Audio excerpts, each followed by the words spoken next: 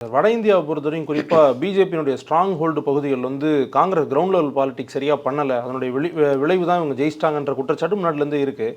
இப்போ இவ்வளோ பெரிய நியூஸை கொண்டு போய் சேர்க்கறதுலையும் அதே மாதிரியான கிரவுண்ட் லெவல் ஒர்க் கொஞ்சம் அடி வாங்கியிருக்கா காங்கிரஸ்ட்ட?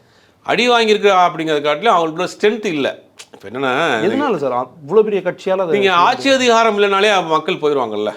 கடந்த 10-11 வருஷமாக போச்சு. 11 வருஷமாக ஒரு கட்சி எதிர்கட்சினா பலகீனமாக தானே இருக்கும். அது அரசியல்வாதியை பொறுத்தவரைக்கும் பவரில் இருந்துகிட்டே இருக்கும். இன்றைக்கி பாண்டிச்சேரி எடுத்துக்கிட்டிங்கன்னா, பாண்டிச்சேரி இருக்கக்கூடிய பல சட்டமன்ற உறுப்பினர் காங்கிரஸ்காரவங்க அப்படி டக்குன்னு வேறு பதவியிலன்னா மாறிட்டாங்க. அப்போ பதவிகளுக்காக அரசியல்வாதிகள் மொத்தமாக வேறு பக்கம் போயிடுறாங்க. போகிறப்ப என்ன ஆகும்னா, அப்புறம் கட்சி பலகீனமாக தானே ஆகும். நீங்கள் ஆட்சி அதிகாரத்துக்கு வந்த பிறகு தான் இவர்கள் சொல் பேச்சை கேட்கறதுக்கான ஆட்கள்லாம் வருவாங்க. ரெண்டாவது, ஒரு ஜெனரேஷன் மாறுது காங்கிரஸ் கட்சியில். அது ஒரு பெரிய தலைவலி. ராகுல் காந்தியே அந்த கட்சி ஏற்றுக்கிறதுக்கு கிட்டத்தட்ட 10 வருஷம் ஆச்சு.